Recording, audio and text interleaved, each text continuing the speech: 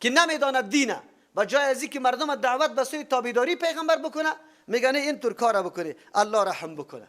الله میگه و بشر به مؤمنا بشارت بده پیغمبر علیه السلام، خوشخبری بده بان لهم من الله که یقینا برای از جانب الله از کسی دیگری هم نیست. مردمای دیگه اگر وعده کنه که پاداش میدیم احتمال داره 1000 موانع پیدا میشه شاید امو وعده خدا پوره نتانه. این از جانب الله است، یقینی است شک و شبهه نداره. فقط فضلا کبیرا احسان خیلی بزرگ الله است. چقدر بزرگ به الله خودش معلوم. عمل مؤمن چقدر قدر و قیمت پیش الله تبارک و تعالی داره. و پیغمبر ما را بشارت میده. خب کی بشارت میده؟ مؤمنین کیستا؟ صرف در تذکیره و در نام نه، صرف در میراث نه که در خانه پدر مادر مؤمن مسلمان پیدا شده. مؤمنینی که واقعا برنامه قرآن ایمان داره و برنامه قرآن پیش میبره. ولا تطع الكافرین والمنافقین. بله دوم کارش الله تبارک و تعالی به پیغمبر علیه السلام میگه اول کارش بشارت بود. خب بشارت امرای انذار است، تنها نمی باشه، چرا که دو بازوست. توسط بشارت تشویق پیدا میشه، رغبت پیدا میشه. توسط انذار امو کبر و نخوت و کلانی که برای تو پیدا شده او از بین میره، زمینه مساعد میشه برای پذیرفتن دعوت. ولا تطع الكافرین اطاعت نکو کفارا والمنافقین منافقارا اطاعت نکو.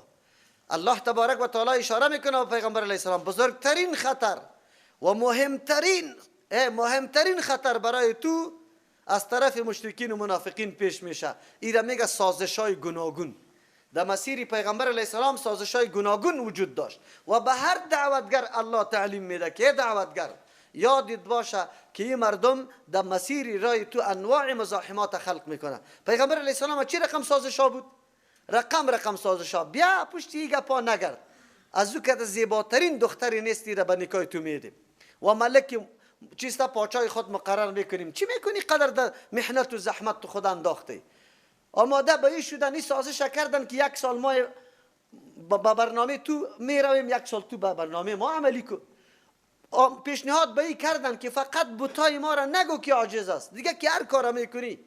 پیشنهاد به این کردن که خیر است منطقه را تقسیم میکنیم، در یک منطقه برنامه تو، در منطقه دیگه برنامه ما. خب برنامه ما را بد نگوی. انواع سازش‌ها را در مورد پیغمبر علیه السلام پیش کردن. خب لیکن الله گفته بود که ولا تطع الکافرین والمنافقین، اطاعت نکنی کفار منافقان. یا از راه مصلحت از راه دوستی میگیره برنامه تلکدار میسازه. خدا تو را میگم دیوال تو بشنو. پیغمبر به هیچ وجه الله خو معصوم او را پیدا کرده، گناه از پیش صادر نمیشه که بره هماهنگی با امرای کفار منافقین بکنه. ولی به دعوتگرای آینده درس داد. دعوتگر آینده بسیار متوجه باشه. انواع مزاحمت در راه دعوتت پیش میشه. چی برات میگه؟ خیر است امسال ما برنامه میلاد تجلیل کن، خب لیکن سال آینده باز محو میکنیم میشه. نه نکو که یک دفعه در مجلس رفتی سال آینده از خود دلیل میگیره، میگه پارسال ناروا نبود امسال ناروا شد. بسر تو وحی آمده که پارسالی را ناروا نمیگفتی امسال میگی؟ همینطور نمیگه. پارسال در پارلمان شریک میشدی روا بود، امسال در پارلمان میگی که نه شرکت در اونجا در انتخابات ناروا و حرام است. وحی جدید سری تو میآید. چطور است؟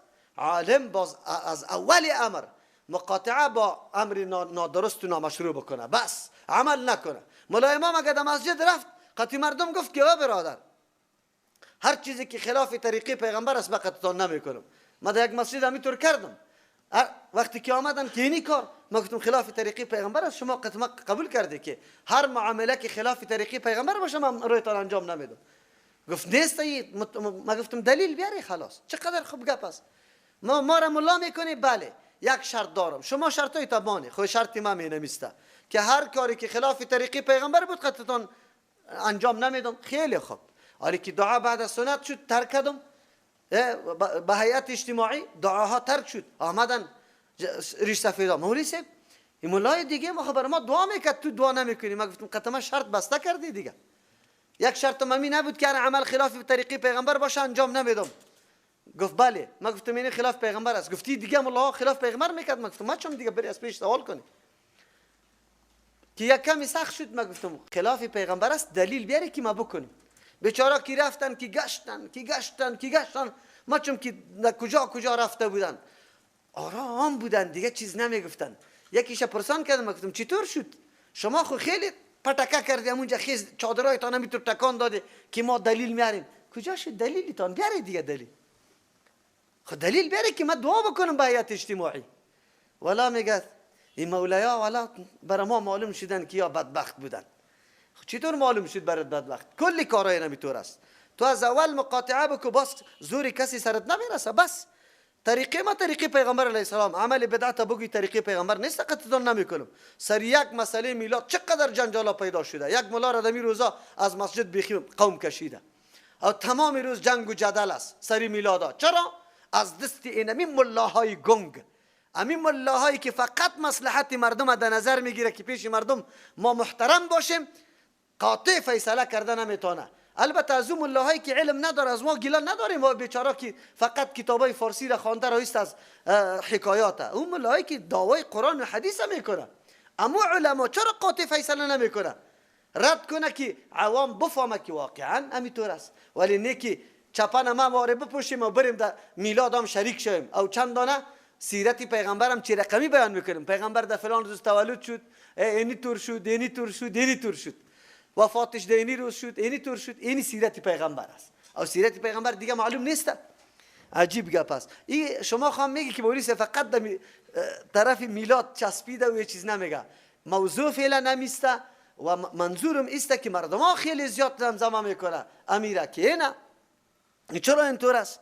خب قرآن کریم میگه ولا تطع الکافرین والمنافقین، اطاعت نکنی، پیروی نکنی از کفار و منافقین. ما را میگه منافقین به اشکال اقدر خیرخواه، لباس اسلامی، دعوای اسلامی، میگه چی پروا داره مولوی صاحب؟ چی پروا داره؟ چی پروا داره؟ لیکن امو نعوذ بالله زهر خدا وقت در نان در قادی نان تیر کرده او تو را میکشه. ای تو کشتن میکنه تا که نمیفهمی هم. و دع ازاهم، بگذار بی‌اعتنایی کو بازارهایشان. دعوتگر باید خود مصروف نسازه. اگر ما پشتی گپا بگردم روزانه برم از 3-4 موبایل میا در مناظره تیار شد. خیرت است این طور گپ است. و برادر مناظره وقتی آدم از ضایع میکنه. منظوری از یا است که از هدف عمومی، از کار خیلی مهم یا چی مانه بگه بمانم که کاری مهم پیش نبره. الله و پیغمبر خود میگه و دع ازاهم، بگذار آزار اذیت از یارا. انواع گپا میزنه، تو را گاهی صابی میگه، گاهی شاعر میگه، گاهی میگه سیک سنور نکاح کرده، گاهی میگه سیکو زنی بچندری خود نکاح کرده. این گپا را گفته رایست. خود تو اعتنا به آزار اذیت از یا نکو، هیچ دقیقش نشو. چی بکو؟ و توکل علی الله. تو خو میگی که چطور کنم؟ خو حالی از هر طرف سر و صدا شروع شده. حالی گپ دانی کی را بگیرم چه قسم بکنم؟ نه، برنامه تا پیش ببر. و توکل علی الله، اعتماد بر الله. کی بکو؟ الله. با الله اعتماد بکو، انشالله کامیاب هستی. غمی از یارا نداشته باش، وقتی تضایقتش نکو. معلوم شد که ما باید پشت ازی بگردیم که اصلاح چطور میآید و چه قسم ما اینمی گپ به کسی رسانده میتونیم. قطعی مردم چی نمیکنیم؟ ما اولا علی الاسقاط است، علی الاسقاط است. برو بکو، 1000 دفعه بکو، ما هیچ کاریت نداریم. کسی که قطع ما درس میخونه او نمیکنه. چرا؟ به خاطری که در دین نیسته. تو بکو. نه در قبر رفتن درست است، برو سجده برش بکو. به ما چی؟ برو از قبر بخو. ما خو میگیم از الله بخو. در دوری قبر نگر. تو کی میکنی؟ بکو. هیچ بحث نکنی در این مورد. خب به خاطری که وقتی آدم ضایع میکنه، وقتی آدم ضایع میشه تو را در برنامه‌ت نمیمانه.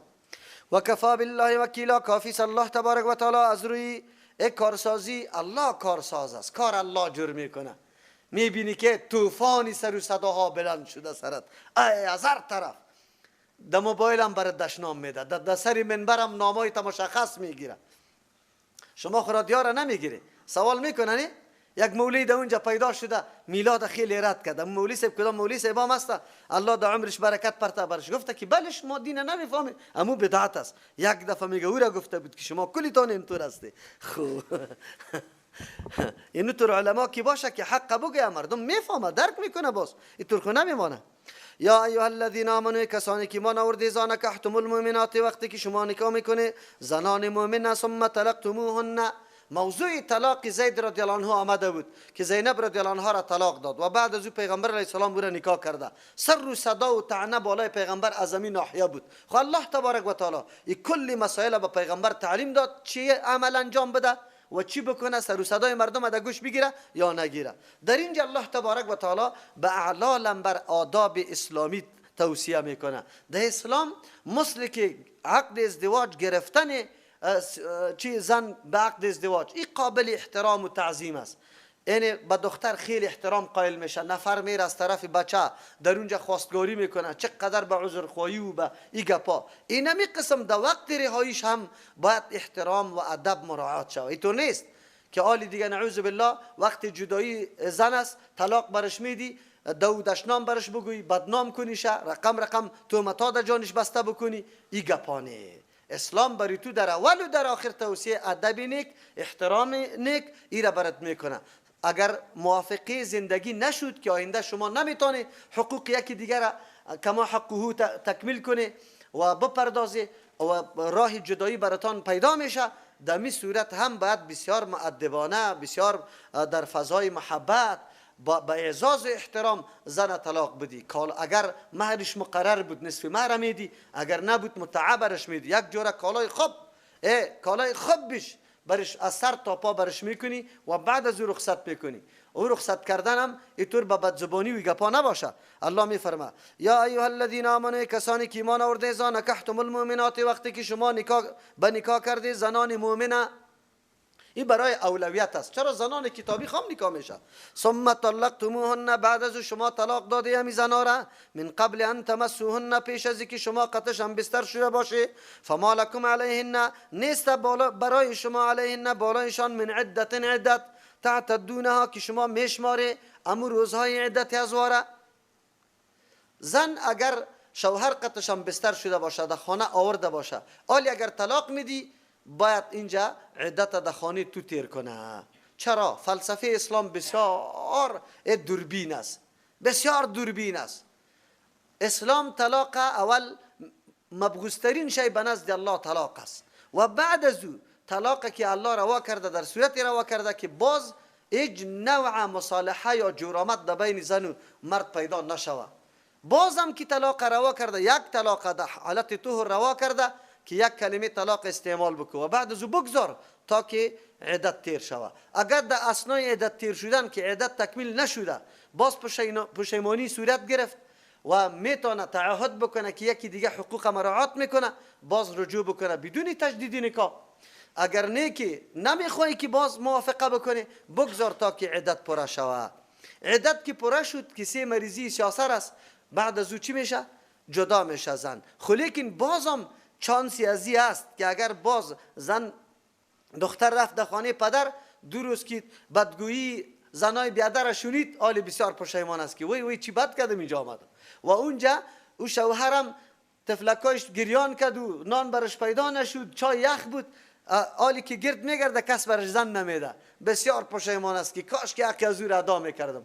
آلی اگر اردویشان باز پشیمان میشه، تجدید نکاح میکنه، پس بدون از اینکه کدام مشکل باشه باز هم زنش است. از او خاطر اسلام نمیخواه که زن و شوهر با یک صورت از صورتهای توافق با هم جدا شوند، بعد یک توافق صورت بگیره. چرا که پاشان شدن یک خانواده بسیار دردای خیلی زیاد داره، دردی ازی به بسیار زیاد مردم میرسه و این سبب پاشیدگی خانواده ها میشه. از او خاطر اهتمام قوی کرده. اما در صورتی که زن در خانه نا آورده یا بستری نشده اگر طلاق میدی، اینجا عدت مدت بالای زن نیسته. عدتی که بالای زن است در خانه جدا نگاه میکنیش تا که عدتش تیر میشه، خودت نمیری در اونجا.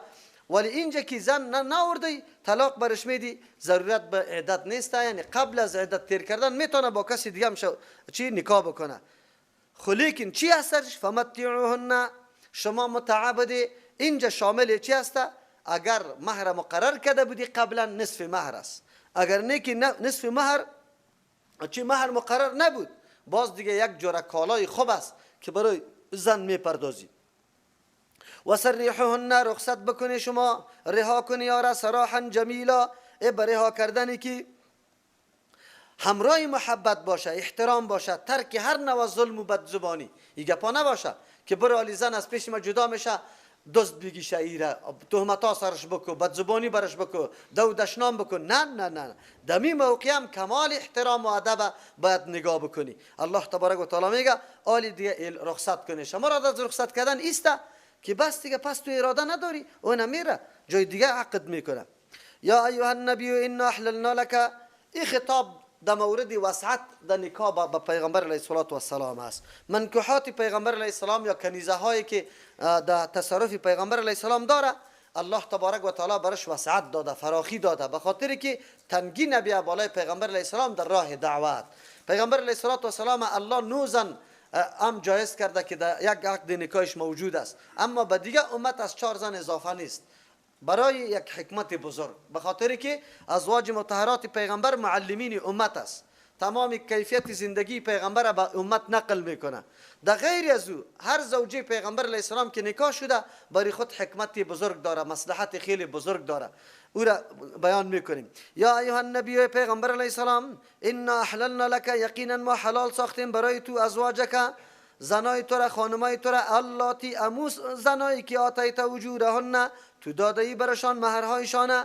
کدام زنانی که مهرش پرداخته برای تو حلال است، ولو که از 4 اضافه است، ولو که از 4 اضافه است. و زنایی که مهر معاف کرده باشه، این هم به پیغمبر جایز است که پشتی سر میاد. و ما ملکت یمینک، و آن چیزی که مالک شده دستی راست تو، یعنی در قبضی ملکت تو آمده، مما از او کنیزایی که افا الله علیک، که انعام کرده الله بالای تو، یعنی بازگردانید الله بالای تو در جنگ، در غنیمت یا در فی. و بنات عمک، دخترای عمک کاکایت، و بنات عماتک، دخترای عمهایت، و بنات خالک، دخترای مامایت، و بنات خالاتک، دخترای خاله هایت، که یکیش از جمع قریش میشه و دیگهش از بنی زهره، چرا که آمنه از بنی زهره بود. اللاتی، او زنایی که هاجرن معک، که قطع تو هجرت کرده. در جمله اقاربت که دخترای کاکا و عمه و دخترای ماما و خاله بود، فقط قطع او زنا نکاح کرده میتونی که هجرت قطع تو در مدینه منوره کرده. اگر در مکه مکرمه باشه دیگه نکاحش صحیح نیست. در یک روایت ام هانی رضی الله عنها که تا وقت هجرت نکرده بود، از او خاطر پیغمبر علیه السلام قطعش نکاح نکرد. اگرچه در یک روایت دیگه به خاطر این نکاح نکرد که گفت من عیالدار هستم، نمیخوایم که تو را به تکلیف کنم، از او خاطر عقد نکاح قطعی تو نمیکنیم. الله تبارک و تعالی در اینجا 4 قسم زنا را ذکر میکنه که به پیغمبر علیه السلام حکمش بیان میکنه. این 2 قسم شد. 3م قسمش و امرأة مؤمنة، و زن مؤمن، این وهبت نفسها، اگر بخشش کنه نفس خود، للنبی، برای پیغمبر علیه السلام، این اراد النبی، اگر اراده کنه پیغمبر، ای استنکحها، که به نکاح بگیرشه، یا بری تو حلال است.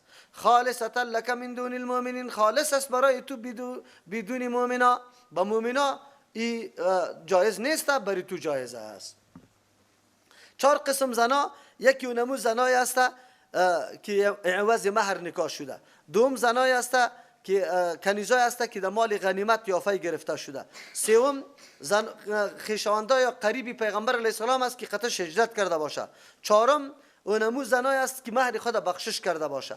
مفسرین کرام بعضیش خالصتا لکه تنها قطعی آخری صورت می لگانه، یعنی کدام زنی که به مهر خود بخشش میکنه و تو اراده نکاحش داری، بدون مهرم برای تو جایز است، اما به دیگه امت جایز نیست. دیگه امت مهر خامخا باید در عقد نکاح باشه.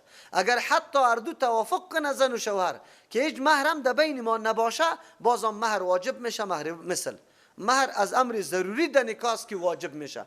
بدون مهر قطعا نکاح درست نیست.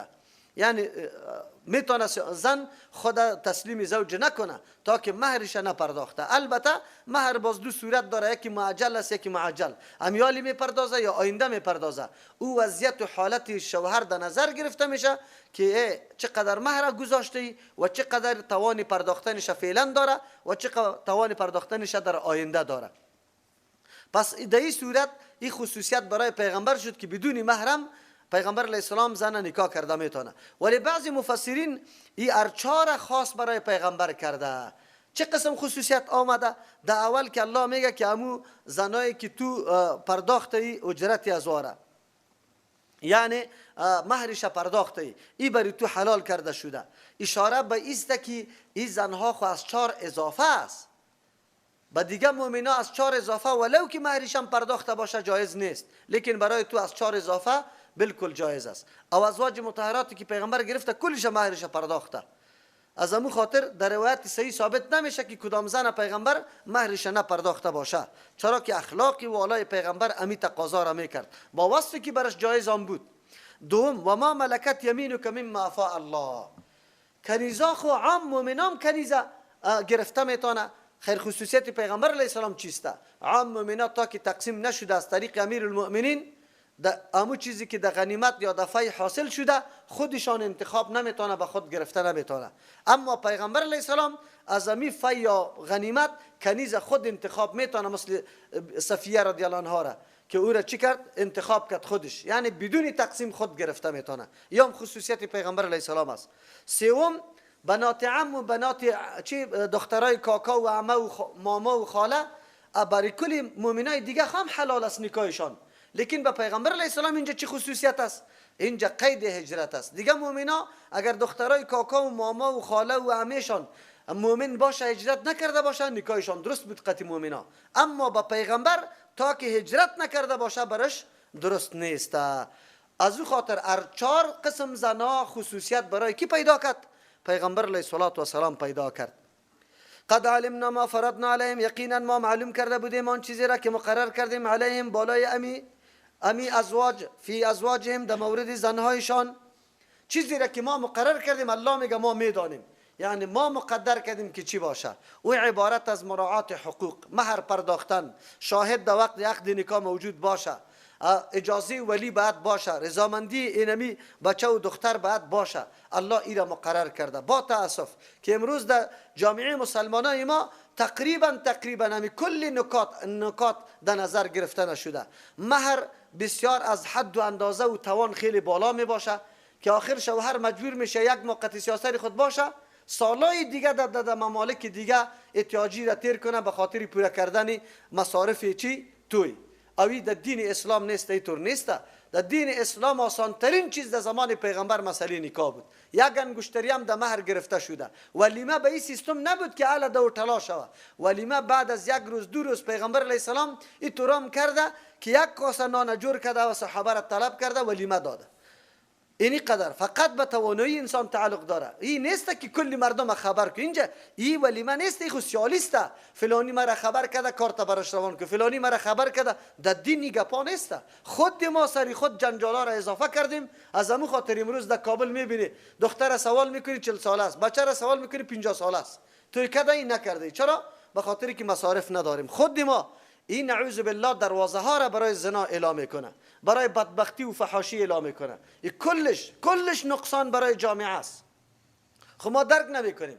مسئله مهر ما خود این حد رسیده. مسئله چی رضامندی اولیا، آلی خونه دخترها خودش میره، پدر و مادر جاگا نمیشه. فقط توافق شود در پانتون و در مرکزی کورس و در جای کار دفتر خلاص دیگه گپ خلاص است. اگر اولیا راضی است اگر نیست، حالان که رضامندی اولیا شرط است، همچنان رضامندی دختر و بچه ایام شرط است. خود تاسف در افغانستان این نقطه قطعا پایمال است. دختر چیغ میزنه که من دختری با حجاب هستم، قرآن و حدیث دوست دارم، پابند دین خود هستم، پدر و مادر شله است که به این طور یک شرابخور میدشه که هیچ پرسان نکو. به خاطر چی؟ که پیسه زیاد داره، موتر داره، بیلدینگ داره، اینی طور است، اینی گپا را در نظر میگیره. این سخت حالت خراب است که الله میگه ما معلوم کردیم که چی چیزا مقرر است بالای ازواج در مقابل زنایشان، خانمایشان. لیکن این مردم این را مراعات نمیکنه. مردم ما الله رحم بکنه. یقینا ما اسلام محض به زبان قبول کردیم، لباس عمل اسلام هیچ دیده نمیشه. کلی کارهای ما خلاف اسلام صورت میگیره. از همون خاطر 1 سال تیر میشه آخر زن فرار میکنه با وصف که اولادم پیدا شده، سرگردان است. علتش است که دلش خواندن رضامندیش نمی باشه، دلش نمیخوانه قطش. تمامی چی مشکل آینده به زندگی تام لکه‌دار میشه، در بدرام میشی. آخرام دختر و بچه با هم توافق نمیکنه، همونطور به طلاق میره، باز میره قطع کسی دیگه نکاح میکنه. این نمو بدبختی های است که ما مراعات نمیکنیم قوانین اسلام. اگر قوانین اسلام مراعات کنیم به این جنجالا گاهی هم پیش نمیشیم. واقعیت که اسلام تمامی مسائل آنقدر ساده گرفته که هیچ پرسان نکن. و ما ملکت ایمانهم، و ای ما میدانیم آن چیزی را که مقرر کردیم بالای امی شوهرا و در مورد زنایشان خانمایشان فی ازواجهم و ما ملکت، و در مورد آن چیزی که مالک شده ایمانهم چی دستایشان. در مورد کنیزا که کدام حقوقی است الله میگه ما مقرر کردیم. از همون خاطر در حدیث تشریع امو چیزا مکمل میه که کنیز چه قسم رویه شود، یعنی امرای از او آیا زندگی یک انسانی شود یعنی که غیر انسانی، نان نفقیش همه حقوقش تربیت تعلیمش کلشه. پیغمبر علیه السلام میگه کسی که دو کنیزه ادب داد تعلیم داد تربیه کرد و بعد از او چیسته واره خوب اخلاق یاد داد قطمه در جنت است. طور وقتی که کنیزی قدر فضیلت داشته باشه، اگر کسی دو دختری خدا میتور تربیه میکنه، اگر کسی دو زنی خدا یک زنی خدا تربیه میکنه و به می قسم حالت میرسانه و هم قطعی پیغمبر علیه السلام امی فضیلت داره. این در احادیث تشریح شده.